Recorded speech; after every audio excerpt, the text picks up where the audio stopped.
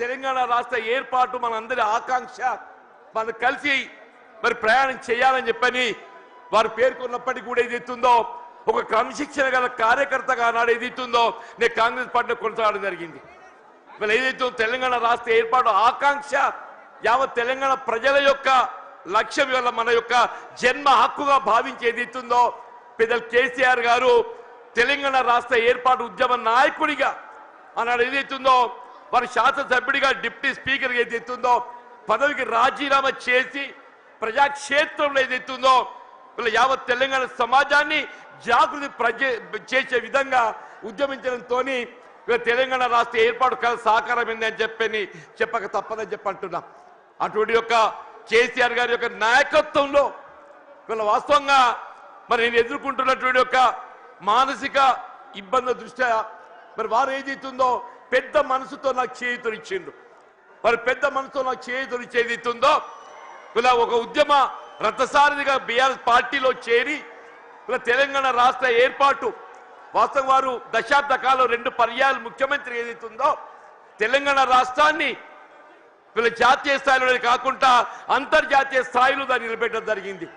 మరి అటువంటి ఒక రాష్ట్రం ఏదైతుందో ఆనాడు కాంగ్రెస్ పార్టీ ఇవాళ ఏదైతుందో ఒక ఇంకా మెరుగైన రీతిలో పాలన ఇవ్వడం జరుగుతుందని చెప్పినటువంటి భావన ఆశల పల్లకిలో ఊరిగింప చేయడంతో ఏదైతుందో మరి మొన్నటి 23 ఎన్నికల్లో కాంగ్రెస్ పార్టీ అధికారానికి వచ్చింది. కానీ వాస్తవంగా జరిగింది ఏంటి అనేది మనం ఒకసారి ఆలోచన చేయాలని చెప్పి అంటున్నాను. వారు ఆరంభించిన ఒక పథకాలకు ఇవాళ వాటికి ఏదైతుందో మెరుగైన రీతిలో దాన్ని అమలు చేయడం పక్కన పెట్టండి, అసలు కార్యక్రమాలు ఏదైతుందో అమలు మరిచిపోయే విధంగా ఇవాళ ఏదైతే రైతాంగం ఈ దేశానికి అన్నం పెట్టే రైతు వెన్నెం కాని చెప్పి అంటున్నాం. అటువంటి రైతుకి ఏదైతుందో ఒకప్పుడు శిస్తు చెల్లించేది ఉంటుండే, ఆ శిస్తు చెల్లింపు ఏదైతుందో ఆనాడు ఎన్టీ రామారావు గారు టీడీపీ ప్రభుత్వ హయాంలో దాన్ని రద్దు చేస్తే వీళ్ళ కేసీఆర్ గారు ఏదైతుందో వీళ్ళ దేశంలోనే కాదు అంతర్జాతీయ స్థాయిలో కూడా పెట్టుబడి సమకూర్చే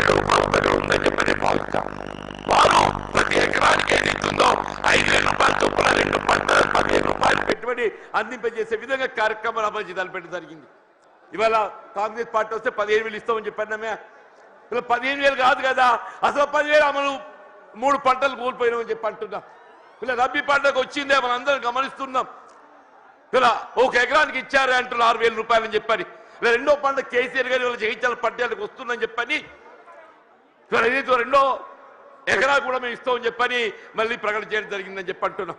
మనం ఏ కార్యక్రమాన్ని తీసుకుందని చెప్పి అంటున్నాను. నేను కళ్యాణ లక్ష్మి ఆడబిడ్డల పెళ్లికి తోడ్పడే విధంగా ఏదైతున్నదో వారు 50,000 నుండి ఆరంభింపజేసి 1,00,000 రూపాయల ఆర్థిక సాయం అందింపజేయడం అని చెప్పి అంటున్నాం.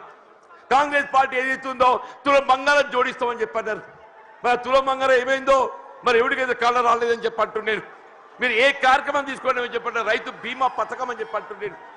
మీరు ప్రసూతి వైద్య సదుపాయం కొరకు ఏదైతుందో ఒక తల్లికి అండగా నిలవాలి, పాపకు అండగా నిలవాలని చెప్పని కేసీఆర్ కిట్ అమలు చేసి తలపెట్టడం చెప్పి అంటున్నాను. ఇలా బలహీన వర్గాలకు అండగా నిలిచే విధంగా అది ఏ వర్గమే కానివ్వండి కాక వారి తోడు నిలిచే విధంగా కార్యక్రమాలు అమలు చేసి తలపెట్టడం జరిగిందని చెప్పి అంటున్నా.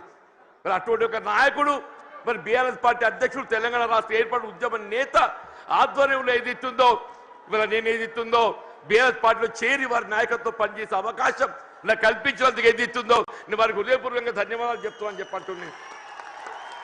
మరి ఏదైతుందో వాస్తవంగా వీళ్ళ వేదిక చూస్తుంటే మా మిత్రుడు రమణ గారు గతంలో ఈ ప్రాంతానికి ప్రాతినిధ్యం వహించిన శాసనసభ్యుడిగా పార్లమెంట్ సభ్యుడిగా ఎంపికైండు, శాసన మండలి సభ్యుడిగా కొనసాగుతుండు. ఇలా వారితో కలిసి పనిచేసేట ఒక ప్రయాణం చేసే అవకాశం నాకు లభించాలని చెప్పి అంటున్నాం. సోదరి దావ వసంత గారు వీళ్ళ జగిత్యాల జిల్లా మొట్టమొదటి జిల్లా ప్రజా పరిషత్ అధ్యక్షురాలిగా ఈ ప్రాంతానికి సేవలు అందించిందని చెప్పి అంటున్నాం.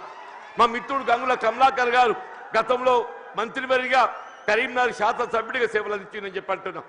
మా సోదరుడు కౌశిక్ రెడ్డి గారు అని చెప్పి అంటున్నాను.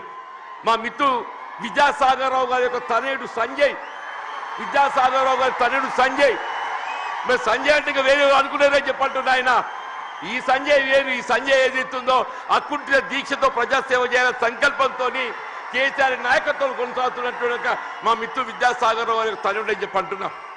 వీళ్ళ జిల్లా బీఆర్ఎస్ పార్టీ అధ్యక్షుడు విద్యాసాగరరావు గారు మా అందరినీ సమన్వయం చేస్తాను ముందుకు వచ్చినటువంటి సోదరుడు పల్లా రాజేశ్వర రెడ్డి గారు, వేదికపై ఉన్నటువంటి